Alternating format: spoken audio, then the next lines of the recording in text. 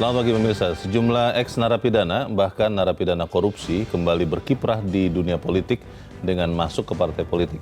Hal ini kembali diperbincangkan dalam konteks pemilu karena tidak adanya pembatasan bagi para mantan napi apabila ingin mendaftar menjadi anggota Dewan Perwakilan Daerah atau DPD alias Senat. MK mengeluarkan putusan tentang pengetatan syarat bagi ex-narapidana namun hanya berlaku untuk pencalonan anggota DPR dan DPRD. Pemirsa, inilah editorial Media Indonesia edisi hari ini Selasa 24 Januari 2023 dengan tema Karpet Merah Ex-Napi Masuk Senat bersama saya Leonard Samosir.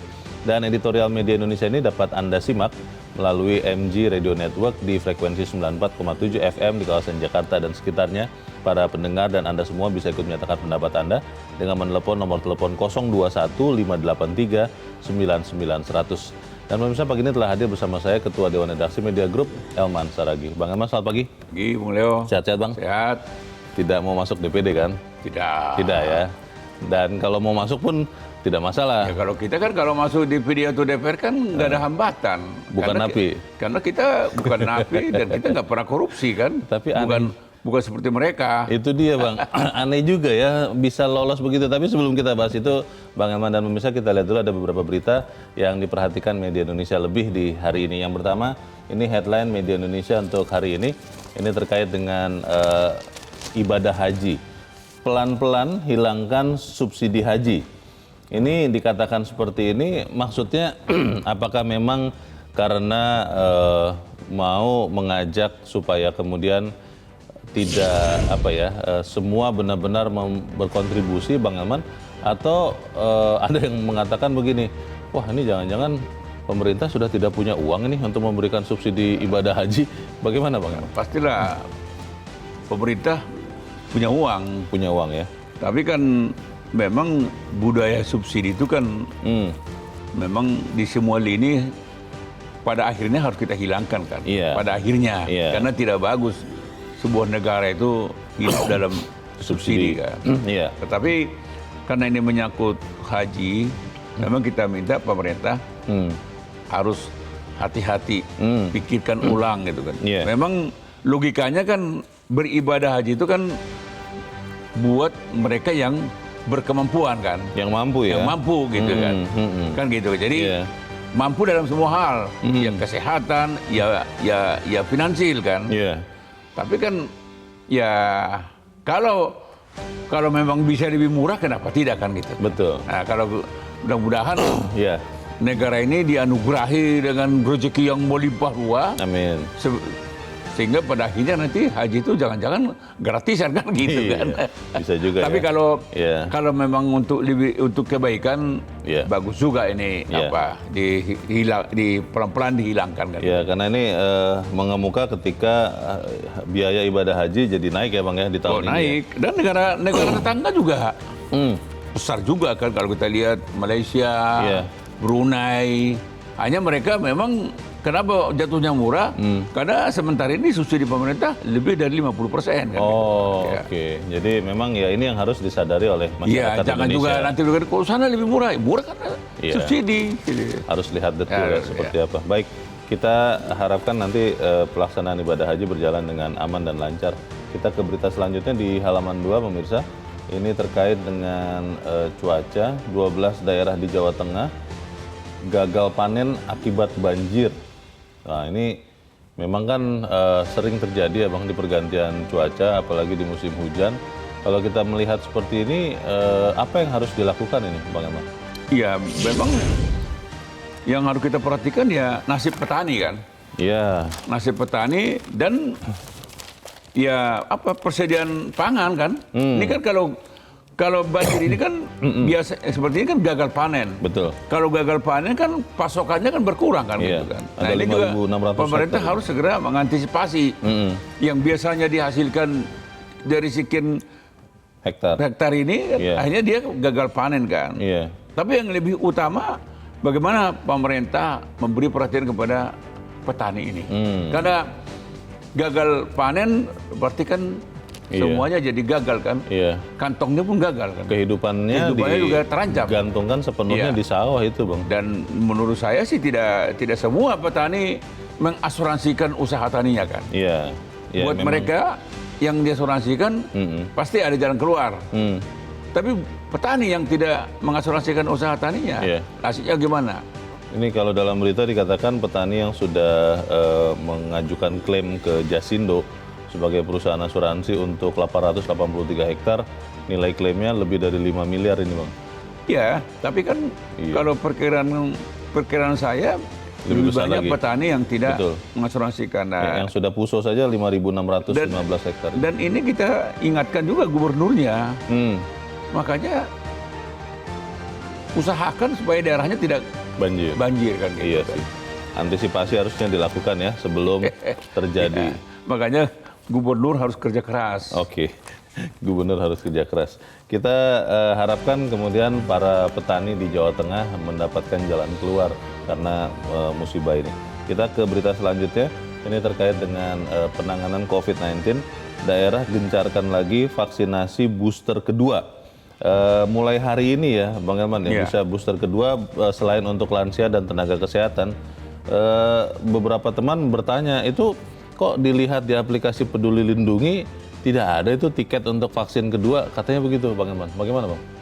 Iya, saya pun ya memang simpang siur sih. Katanya tidak lagi diumumkan. Harus proaktif. Oh, datang sendiri. Proaktif dari masyarakat. Tanya ke lingkungan, tanya puskesmas kan gitu kan. Tapi kalau menurut saya sih sementara ini pemerintah lebih bagus menggunakan Peduli Lindungi untuk mengingatkan mereka-mereka yang belum booster kedua kan gitu kan. Karena ini kan kesadaran masyarakat terhadap perlunya vaksin ini kan masih relatif rendah kan. Jadi jangan juga mengandalkan kesadaran. Karena kita penting supaya imunitas kita ini sama-sama kuat dan terjaga. Ya toh Peduli Lindunginya kan masih ada ya? Masih ada. Masih dipakai. Tinggal menginformasikan aja kan. Tiket untuk kan nggak ada ruginya juga. Itu dia. Baik, kita tunggu nanti seperti apa kelanjutan dari vaksinasi kedua, booster kedua. Kita ke editorial, pemirsa. Editorial pada hari ini diberi judul Karpet Merah, ex-napi masuk Senat.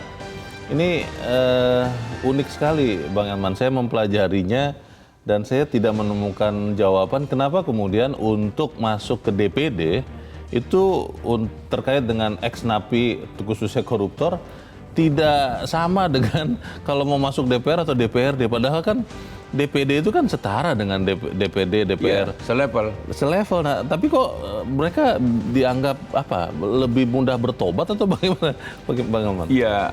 Memang saya pun tadinya melihat case ini memang terasa aneh ya. Mudah-mudahan tidak dengan sengaja kan gitu kan.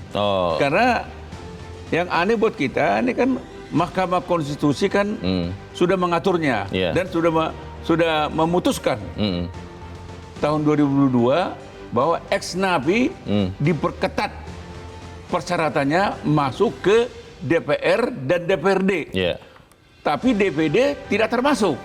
Nah, ini kan soal besar sebetulnya, karena DPD itu sebetulnya satu level dengan DPR, ya toh, namanya bikameral, kan gitu. Beda kamar aja, tapi sama-sama punya pengaruh besar untuk mempengaruhi kebijakan umum kan gitu, kebijakan negara, gitu.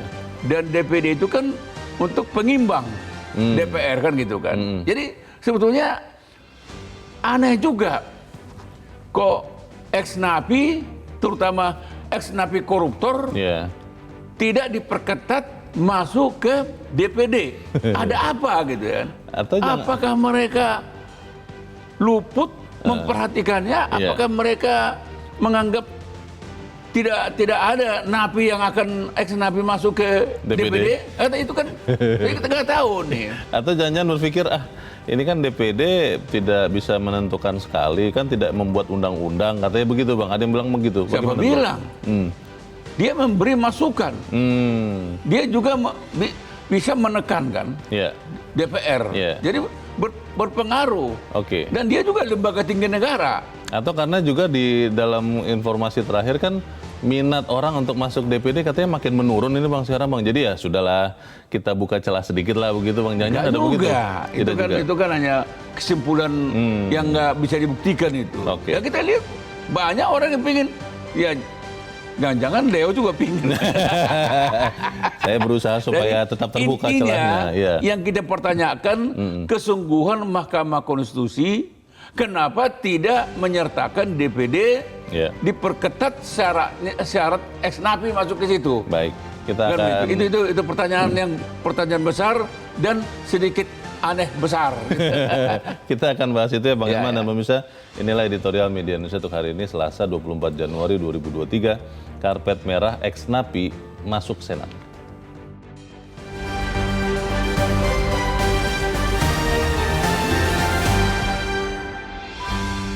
Karpet merah ex napi masuk Senat.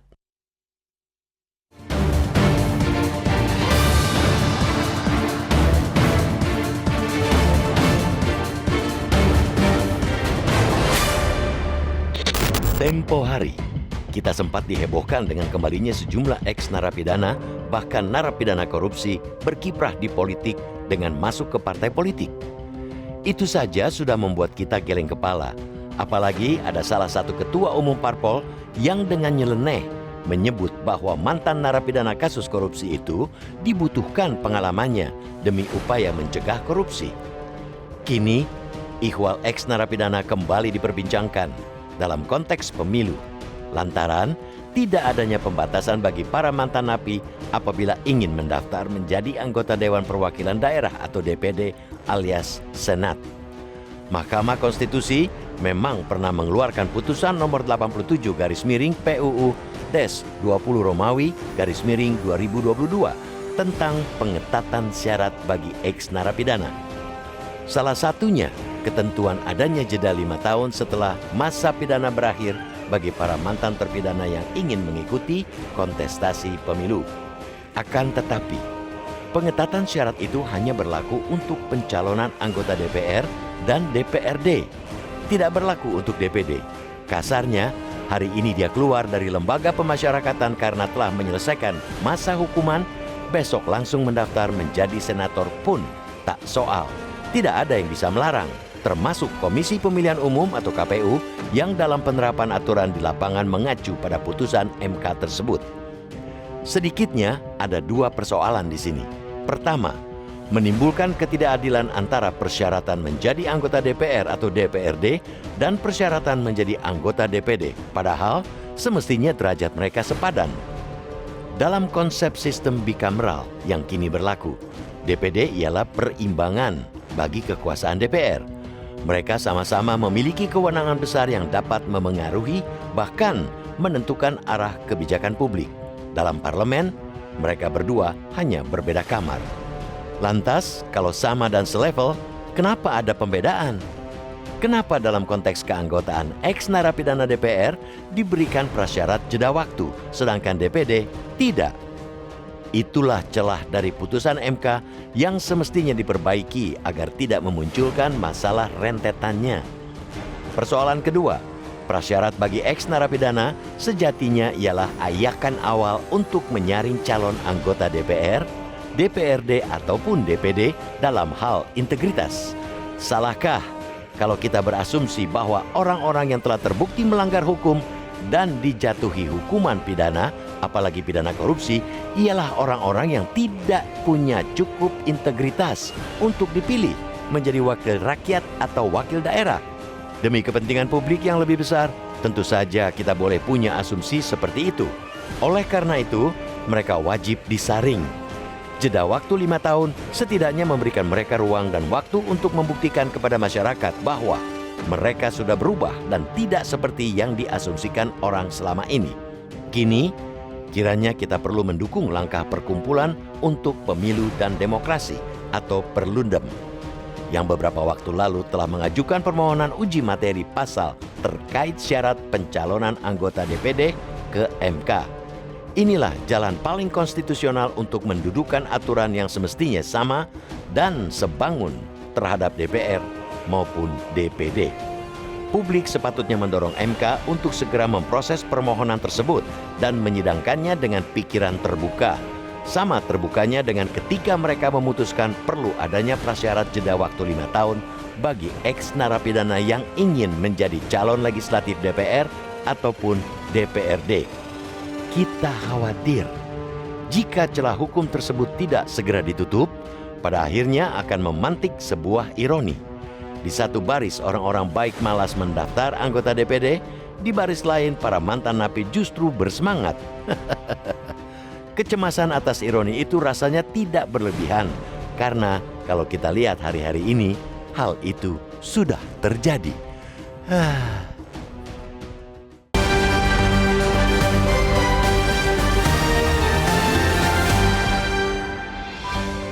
Di bagian berikut Anda bisa ikut menyatakan pendapat Anda terkait dengan editorial pagi ini. Pemirsa, untuk saat ini tetaplah bersama kami.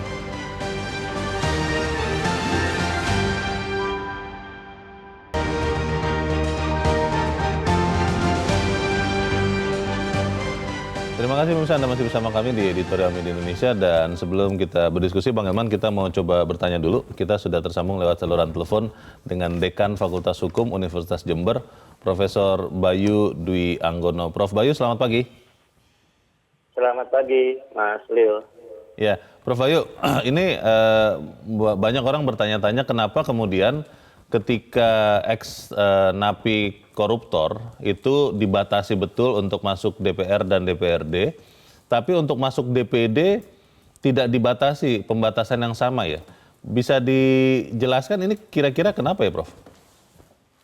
Iya, jadi kan ada satu putusan Mahkamah Konstitusi terbaru ya pada November 2022 kemarin, yang kemudian menambahkan persyaratan bagi mantan narapidana termasuk ex-koruptor untuk dapat menjadi calon anggota DPR maupun DPRD, di mana kalau sebelumnya sepanjang yang bersangkutan itu menyatakan terbuka dan jujur kepada publik bahwa yang bersangkutan mantan narapidana dan selesai menjalani masa hukuman begitu ya.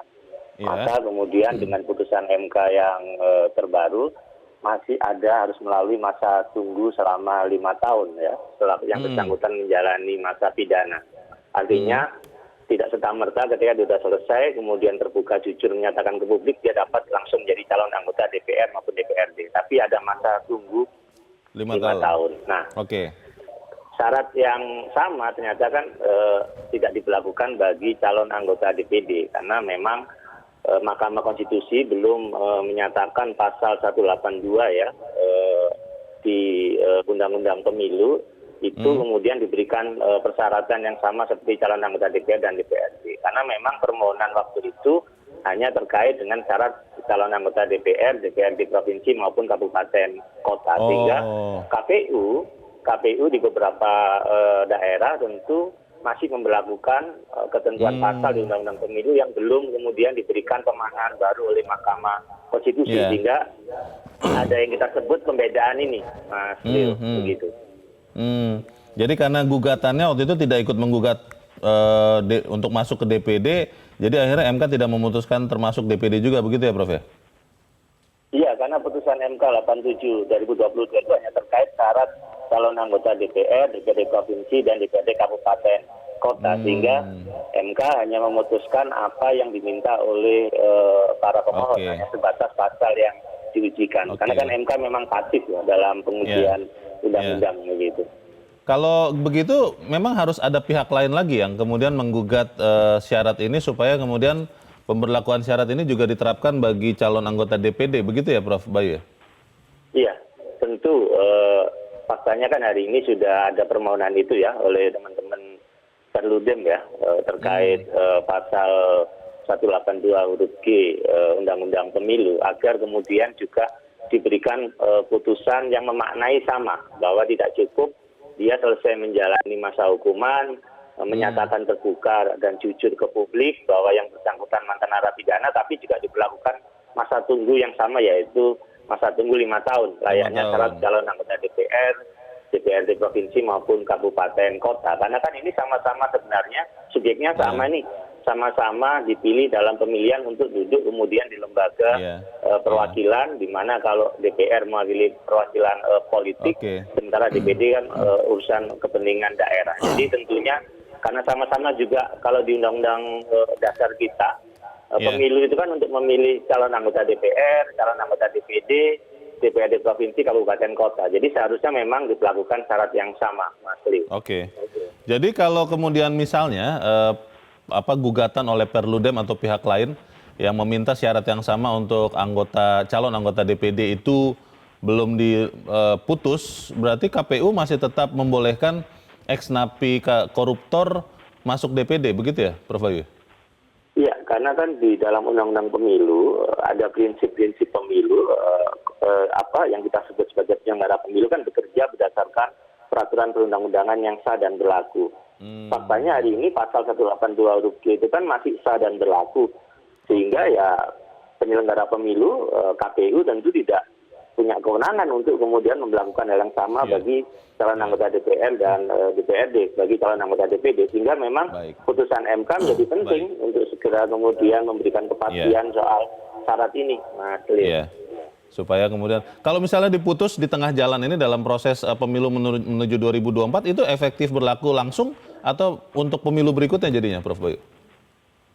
Ya, saya pikir harusnya berlaku untuk pemilu ini ya, karena kan proses pencalonan calon anggota DPD sedang berjalan ya. Saya pikir kalau MK semakin cepat memutus, karena ini prioritas ya, karena proses pencalonan calon anggota DPD di berbagai daerah sedang berjalan, saya pikir masih memungkinkan untuk kita terapkan di pemilu 2024 ini begitu. Karena anomali nanti kalau DPD untuk pemilu yang akan datang, DPR untuk pemilu yang saat ini. Kita harap MK bergerak cepat. Untuk saat ini terima kasih Dekan Fakultas Hukum Universitas Jember, Profesor Bayu Dwi Anggono. Selamat pagi, Prof. Bayu. Selamat pagi, Mas Leo. Ya, jadi rupanya itu, Bang Elman, karena tidak digugat untuk masuk ke DPD, ya akhirnya tidak berlaku untuk DPD. Tapi ini bisa tidak, Bang, mengejar waktu, karena kan proses pemilu 2024-nya sudah berjalan. Ya, kalau segera ditanggapi, disidangkan, bisa cepat selesai. Karena materinya ini kan buat kesetaraan aja kan. Kesetaraan, jadi gugatannya itu juga udah jelas, yang digugat juga jelas, dan contohnya juga sudah ada kan. Jadi ini sebetulnya ini kan untuk diminta kesetaraan. Artinya syarat bagi napi untuk masuk DPR dan DPD dan DPD. Jadi untuk kesetaraan aja, jadi tidak terlalu sulit.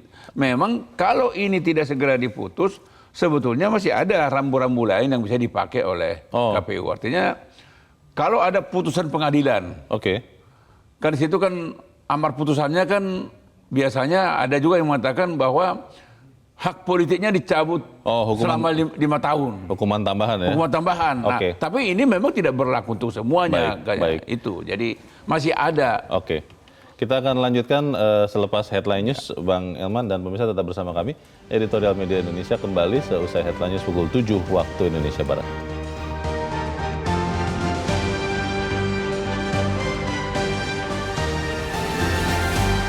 Terima kasih pemirsa, masih bersama kami di Editorial Media Indonesia, dan sekarang sebelum kita lanjutkan diskusi, Bang Elman, kita mau mendengarkan dulu suara dari pemirsa Metro TV.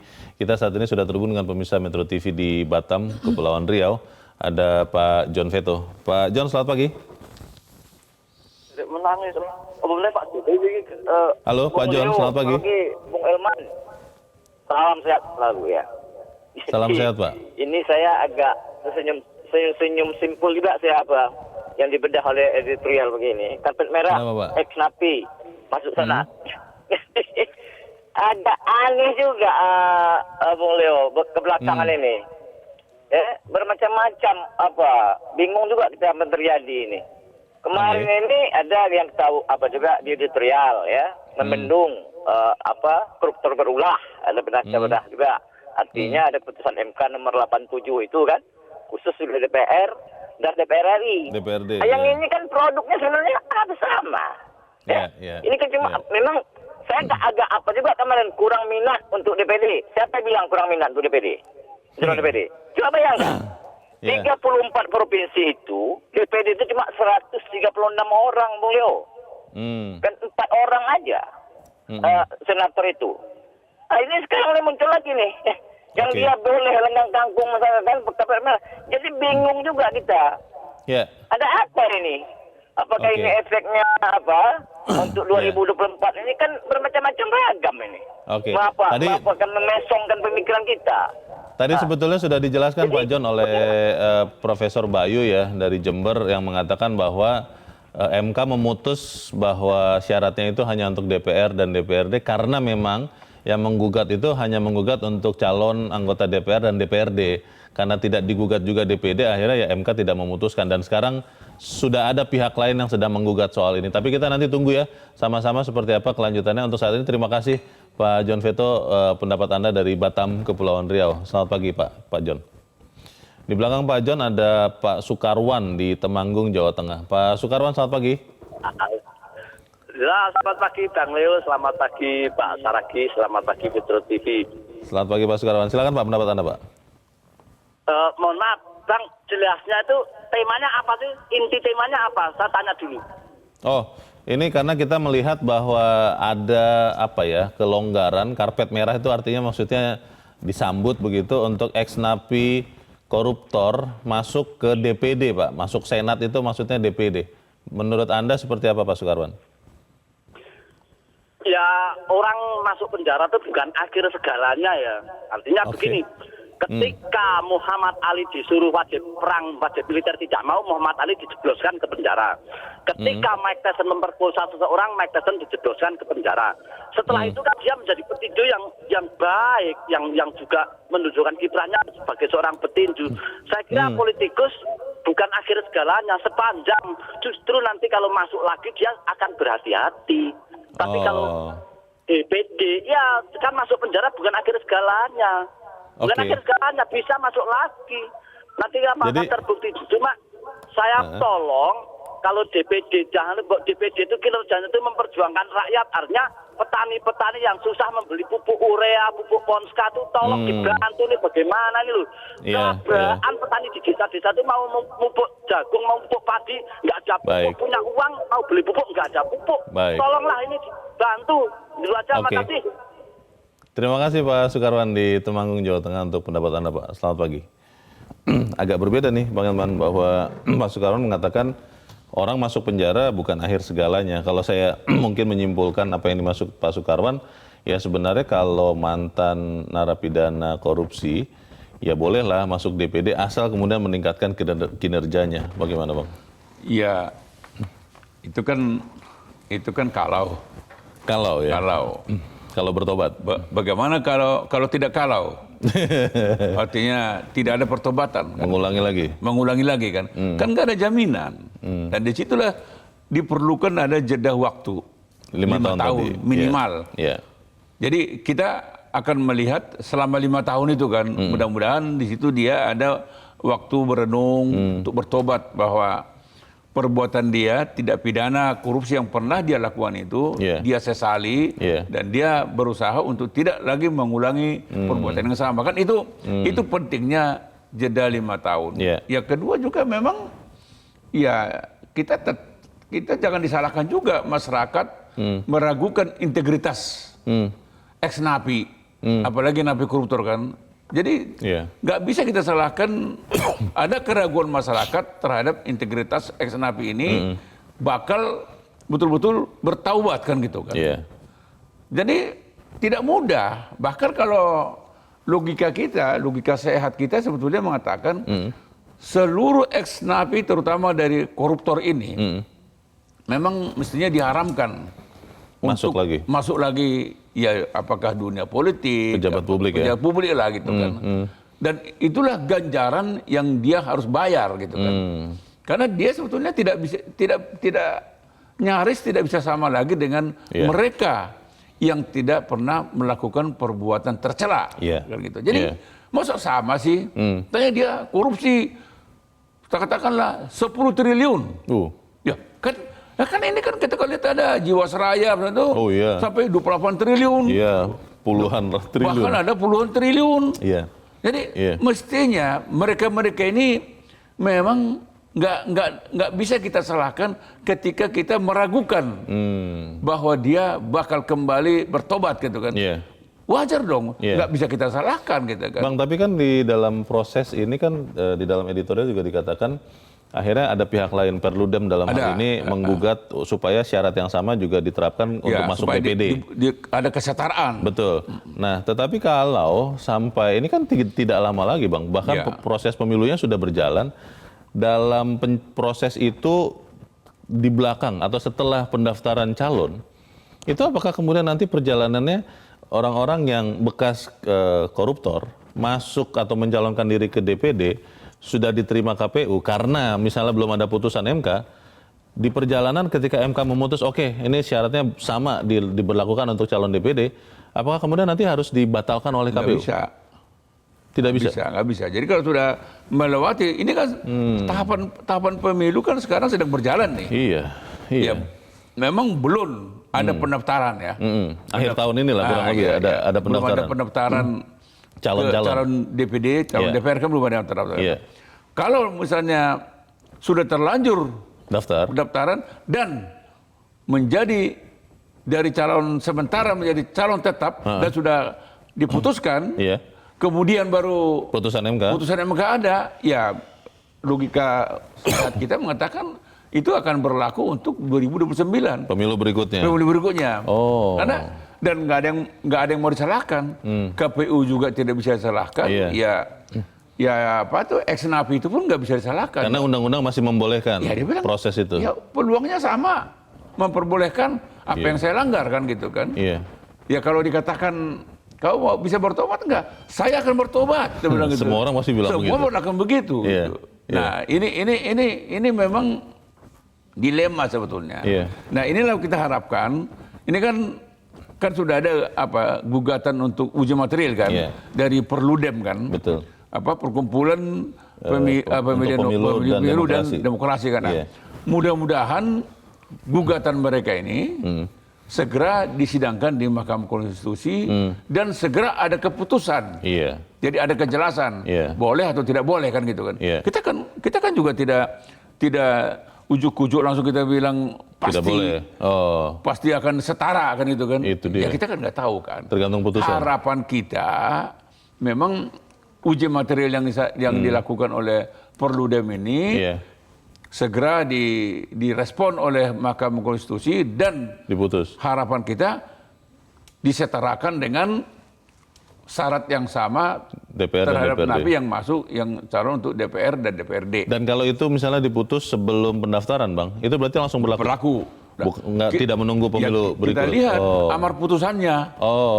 Kan kita kan kalau MK bilang ini berlaku untuk 2029, ya KPU harus menyesuaikan dengan Mahkamah Konstitusi. Tetap bisa terima nih berarti kalau misalnya berlaku 2029, mantan koruptor yang mau masuk ke DPD tetap boleh diterima? Ya, secara hukum kita nggak ada alasan untuk menolak. Legal formal boleh ya? Nah, legal formal boleh, tapi hati kita mengatakan ya aneh. Kan aneh juga kalau DPR dan DPRD diberlakukan ketat, ex napi harus nunggu jeda 5 tahun setelah selesai menjalani 5 tahun. Nah, kok DPD kan kok tidak gitu kan. Memang kalau kita kembali kepada pernyataan Profesor Bayu tadi itu ya memang begitulah hukum kan. Karena itu tidak masuk dalam gugatan. Artinya MK tidak bisa memutus melampaui itu. Melampaui kan namanya kan. Ya saya juga nggak tahu. Sekiranya Mahkamah Konstitusi tadinya memperlakukan terhadap DPD, mungkin juga ada yang protes kan. Itu melanggar, Bang. Iya makanya Pak. Tetapi melanggar secara hukum, tapi aspirasi kita terpenuhi. Memang nggak layak ex napi, terutama napi koruptor, masih diberi kepercayaan menjadi legislator, senator.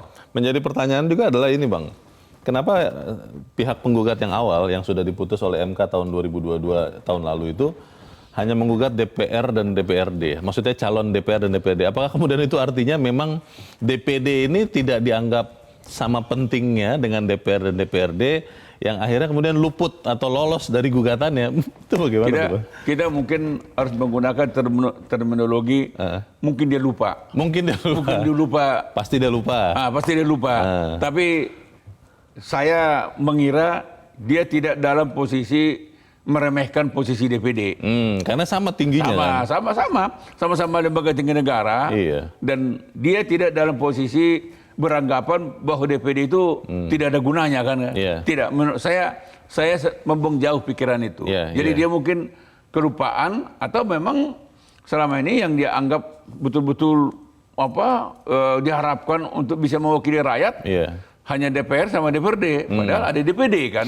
Tadi seperti kita lihat dari Temanggung kan. Iya, Pak Sukarwan. Pak Sukarwan kan dia bilang, tolong dong ini Iya. nasib petani, Bantulah. Pupuk, benih. Berarti kan menurut saya sih Berharap betul. Sukarwan ini tidak sendirian. Iya.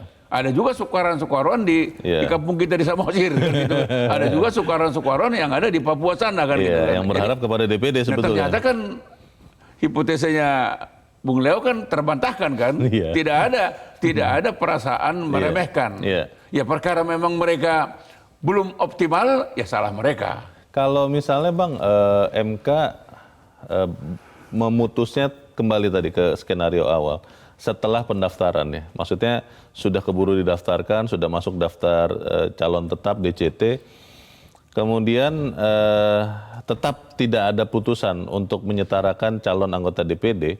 Boleh tidak misalnya KPU mengeluarkan peraturan untuk memberikan informasi bahwa calon anggota DPD ini adalah ex-napi atau ex-napi koruptor di dalam keterangan tambahan, misalnya apa, di daftar calonnya yang bisa dilihat masyarakat, itu boleh tidak dilakukan oleh KPU? Sepanjang landasan hukumnya ada, kan boleh. Kan PKPU itu kan harus ada pijakannya kan. Iya, harus ada cantolannya. Ada cantolannya. Iya. Kalau dalam undang-undang pemilu itu tidak diatur, Tidak boleh. tidak boleh. Kan KPU itu kan dalam membuat turunannya, namanya PKPU, tetap ada undang-undang menjadi acuannya kan. Oke. Kita nanti akan memberikan informasi ataupun saran bagi masyarakat untuk melihat kondisi ini, tapi kita harus jeda dahulu. Bang Elman dan pemirsa tetap bersama kami, Editorial Media Indonesia segera kembali.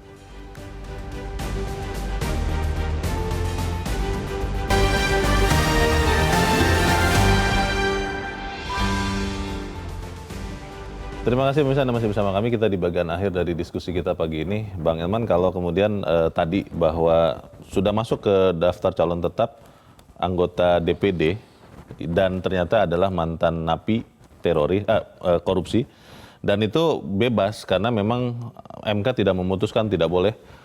Yang harus dilakukan masyarakat apa Bang? Karena tadi saya tanya ke Bang Elman, KPU tidak bisa membuat aturan keterangan tambahan begitu. Bagaimana Bang? Ya, memang itu dilematis ya, karena secara undang-undang tidak ada yang dilanggar. Betul. KPU pun tidak boleh membuat undang-undang di luar undang-undang. Membuat peraturan yang nggak bisa. Oke. Itu makanya kan, kan KPU udah menjelaskan, ya kita nggak bisa. Ya apa adanya aja nih. Dia nggak boleh menafsirkan yang enggak. Terobosan hukum gitu bisa, tidak boleh. Bisa. Karena dia nggak diberi kewenangan untuk itu.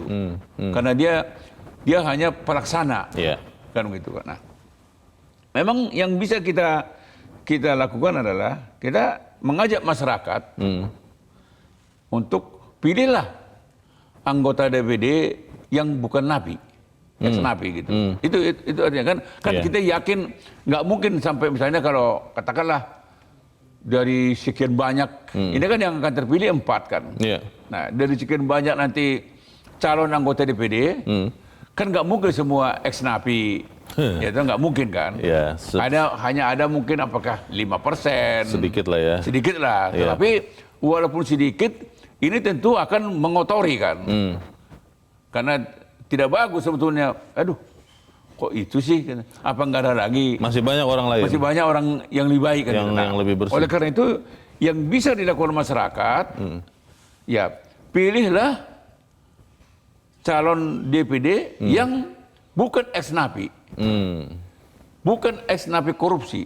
Informasi itu bisa tahu dari mana Bang? Kan mungkin kalau kasus korupsinya besar terkenal ya orang tahu. Tapi kalau kasus korupsinya tidak terkenal begitu kan mungkin rakyat tahu dari mana Bang? Ya memang saya nggak tahu apakah pengadilan pengadilan berhak mengumumkan nama-nama kan, itu saya nggak tahu regulasinya gimana. Tetapi sebetulnya kan ketika calon anggota DPD ini meminta surat kelakuan baik kepada Polri, kepolisian. Nah, di situ kan ada juga kesempatan kan gitu untuk kan. Untuk menyeleksi kan calon anggota DPD ini. Ya, memang tidak mudah sih, tapi kan menurut saya sih katakanlah misalnya yang namanya yang berbau itu kan seberapa kuat pun kita menutupinya tercium juga gitu kan. Nah, mungkin ada yang betul-betul lolos, tapi nggak mungkin semua bisa lolos. Tapi oleh karena itu ya masyarakat ya pandai-pandai lah mencari tahu siapa calon anggota DPD yang mewakili provinsi dia. Kan kita kan mudah kan. Betul. Hanya jumlahnya sedikit lah. Jumlah sedikit kan. Dan itu biasanya dari mulut ke mulut. Ini Leo Samosir ini ex napi korupsi 5 triliun kan gitu kan. Jadi pasti akan apa kan. Mudah-mudahan hanya itu yang bisa kita lakukan. Kalau kita harapkan kepada mantan napinya untuk tidak mencalonkan sebagai anggota DPD, bisa tidak tuh Bang? Ya itu kan emangnya dia malaikat. Kalau ada pikiran itu Leo dari dia, dia pun tadinya tidak melakukan korupsi. Harusnya. Tapi karena dia memang selalu ingin menjadi orang yang baik, tanda kutip, ya makanya apa? Jadi kalau menurut saya sih harapan kita itu aja. Pada masyarakat pilihlah yang bukan napi. Juga terhadap untuk DPRD, pilihlah yang betul-betul yang tidak ex napi. Walaupun dia udah 10 tahun, ya dia kan pakai ex napi kan. Dia bagus pilih yang bukan ex napi lah. Yang catatan gitu emosi ya. Kita harap bahwa itu bisa terjadi dan harapan kita MK segera putuskan lah. MK cepat. Supaya DPD tetap berlaku juga syarat ex napi tidak mudah. Ada jeda 5 tahun. Oke. Kita ikuti nanti perkembangannya seperti apa. Bang Elman Saragih, terima kasih sudah di tempat ini. Selamat pagi, Bang. Pemirsa, sepatutnya masyarakat kita, publik mendorong MK untuk segera memproses permohonan uji materi pasal terkait dengan syarat pencalonan anggota DPD ke MK dan menjidangkannya dengan pikiran terbuka. Kalau celah hukum itu tidak segera ditutup, dikhawatirkan akan memantik sebuah ironi. Di satu baris, orang-orang baik malas mendaftar anggota DPD, di baris yang lain, para mantan napi justru bersemangat. Mari kita cermati sama-sama pemilihan anggota DPD ini. Saya Leonard Samosir, berterima kasih Anda sudah menyimak editorial Media Indonesia pagi ini. Tetap jaga kesehatan Anda. Selamat pagi, sampai jumpa.